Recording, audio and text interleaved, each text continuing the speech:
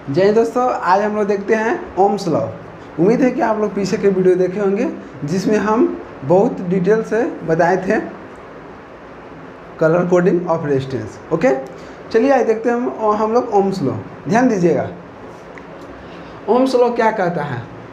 देखिए, कह रहा है कि the relation between the voltage across and current, यहाँ पर मार्क कर लीजिएगा अक्रॉस और यहाँ पर थ्रू। कह रहा है कि द रिलेशन बिटवीन, रिलेशन होना चाहिए किसके किसके बीच में, तो voltage across and current through the conductor was first discover by German scientist George Simon Om.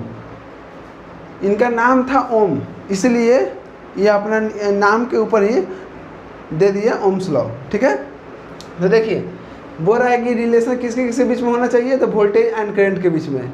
The conductor was first discover by German scientist. ये कहाँ के थे, जर्मन साइंटिस्ट थे जिनका नाम है जॉर्ज साइमन ओम्स।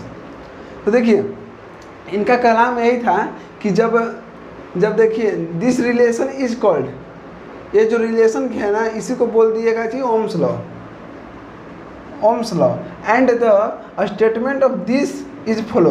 क्या स्टेटमेंट था, स्टेटमेंट देखिए, the current flowing through a conductor, जब एक कंडक्टर से जब करंट फ्लो कर रहे थे, current flowing through a conductor is directly proportional to the potential difference, उसमें पोटेंशियल डिफरेंस आ रहा था अक्रॉस इट टर्मिनल्स के बीच में, प्रोवाइड द फिजिकल कंडीशन जिसमें temperature pressure strain do not change.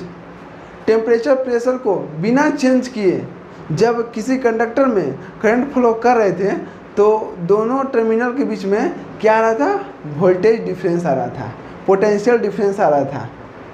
इसी स्टेटमेंट पर ये दे दिए ओम्स लॉ। देखिए यहाँ पर this relation is called ohms law and the statement of this is follow. ये स्टेटमेंट को क्या करते हैं, फॉलो करते हैं। समझ गए। किसी भी कंडक्टर में जब करंट फ्लो कर रहे थे बिना टेम्परेचर और प्रेशर को चेंज किए हुए, तो उस समय दोनों टर्मिनल के बीच में, जैसे मान लीजिए यहाँ टर्मिनल है यहाँ टर्मिनल है, तो दोनों टर्मिनल के बीच में पोटेंशियल डिफरेंस आ रहा था। क्या आ रहा था, पोटेंशियल डिफरेंस आ रहा था, डिफरेंस। अब देखिए यहाँ पर हम मान लिए कंडक्टर, ठीक है, ये क्या है, कंडक्टर है। अब कंडक्टर के क्रॉस क्या किए, कुछ वोल्टेज सोर्स लगा दिए जिसमें वोल्टेज दिया हुआ है 20 वोल्ट, तो करंट फ्लो हो गया।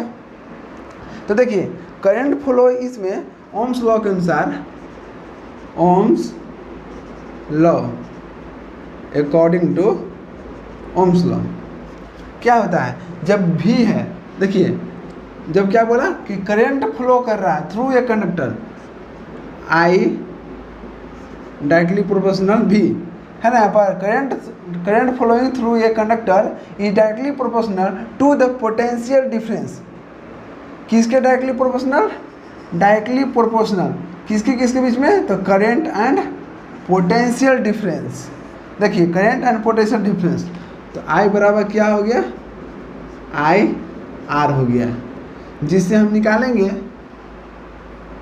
सॉरी यहाँ पर क्या हो गया, आर भी हो गया।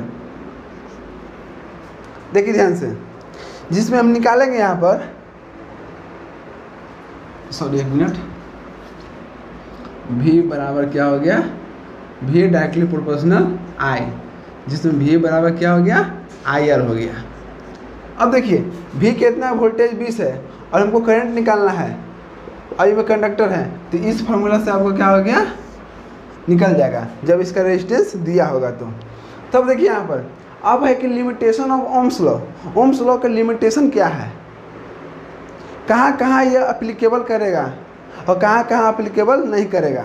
तो ध्यान दीजिएगा, this law is not applicable, मतलब यह यहाँ पर यूज नहीं होगा। कहाँ पर यूज नहीं होगा, तो this law is not applicable for distributed network. अब आप लोगों के दिमाग में चल रहा है डिस्ट्रीब्यूटेड नेटवर्क क्या है। तो डिस्ट्रीब्यूटेड नेटवर्क क्या है, एक तरह से क्या होगा, ट्रांसमिशन लाइन देख लीजिए। मान लीजिए कि हमको दे दिए 200 किलोमीटर तक, तो 200 किलोमीटर का बोल देगा चाहिए, या आप वहाँ से मतलब वोल्टेज निकाल लीजिए ओम्स लॉ से, तो वहाँ पर डिस्ट्रीब्यूटेड नेटवर्क में आपको ओम्स लॉ फॉलो नहीं करेगा। अगर मान लीजिएगा छोटा सा ये जो ओम्स लॉ है ये आपको छोटा एरिया के लिए है, जैसे 100 मीटर होगा तो 100 मीटर हम निकाल सकते हैं, तो छोटा छोटा एरिया में आप उसको ओम्स लॉ को फॉलो कर सकते हैं। तो वही बोल रहा है यहाँ पर कि डिस्ट्रीब्यूटेड नेटवर्क में ये एप्लीकेबल नहीं है। ओके, यह हमेशा एप्लीकेबल किस में होता है, बोलिए, यह हमेशा एप्लीकेबल होता है लीनियर में, जो अभी आगे बताएंगे। देखिए यह लंप नेटवर्क में, that means Ohm's is applicable, Ohm's कहाँ एप्लीकेबल होता है, ओनली फॉर लंप, जिसको बोलते हैं कॉन्सेंट्रेटेड। जैसे मान लीजिए कि हमको दे दिया 200 किलोमीटर, तो 200 किलोमीटर दिए तो उसको क्या किए, 200 किलोमीटर के एक हम कॉन्सेंट्रेट कर लिए। जैसे मान लीजिए कि यहाँ पर कॉन्सेंट्रेट कर लिए, देखिए ये हो गया आपका कॉन्सेंट्रेट हो गया। अब इसका कुछ ना कुछ रेजिस्टेंस दे देगा, 5 ओम दे देगा। ओके, तो ये आपको क्या किया कि जितना दिया हुआ है उसको क्या किया, कंसंट्रेट कर दिया, लंप कर दिया और एक जगह उसको दे दिया। तो ये इसको हम क्या करेंगे, ओम्स लॉ एप्लीकेबल हो जाएगा। तो इसको बोलते हैं लंप नेटवर्क। पूछेगा कि डिस्ट्रीब्यूटेड नेटवर्क क्या होता है, तो बोलिएगा transmission line. Okay, this law is not applicable for distribution network, that means Ohm's is applicable only for lump network. ये ऑब्जेक्टिव में आ जाता है कि ओम्स लॉ कहाँ एप्लीकेबल होता है, तो याद रखिएगा लंप नेटवर्क या कॉन्सेंट्रेटेड नेटवर्क। अब देखिए this law is not applicable, यह एप्लीकेबल नहीं होता for all non linear element. कहाँ नहीं होता है, पहला नंबर डिस्ट्रीब्यूटेड नेटवर्क में, दूसरा में कहाँ नहीं ये एप्लीकेबल होगा, तो not applicable for all non linear. Non linear किसे बोलते हैं, तो देखिए डायोड हो गया, ट्रांजिस्टर हो गया, बीजेटी हो गया, मॉसफेट हो गया, वैक्यूम ट्यूब हो गया, आर्क लैंप हो गया, या ऑल द इलेक्ट्रॉनिक्स डिवाइस।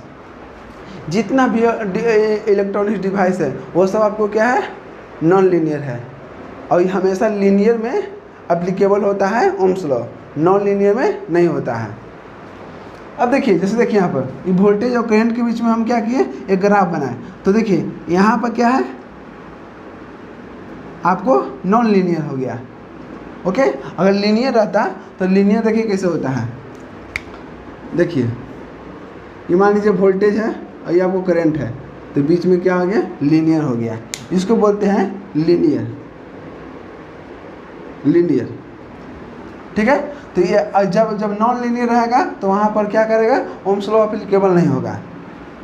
देखिए फर्स्ट नंबर क्या है कि V बराबर IR, और यहाँ पर देखिए इसी में I निकालेंगे, करंट निकालेंगे तो क्या हो जाएगा V/R। यहाँ पर देखिए जब R निकालेंगे तो क्या हो जाएगा, R निकालेंगे तो V/I। उसी प्रकार से इसको याद करने के लिए एक हम लॉजिक ट्रायंगल आपको फॉर्मूला बताते हैं, ट्रिक बताते हैं। देखिए यहाँ पर वोल्टेज को ऊपर रखिए, करंट को यहाँ रखिए और रेजिस्टेंस को यहाँ रखिए। अब देखिए हमको करंट निकालना होगा तो V/R। देखिए जब R निकालना होगा तो V/I, R निकालना था V/I, और जब V निकालना था तो IR। हो गया, आप लोग इसको याद रखिएगा लॉजिक ट्रायंगल में।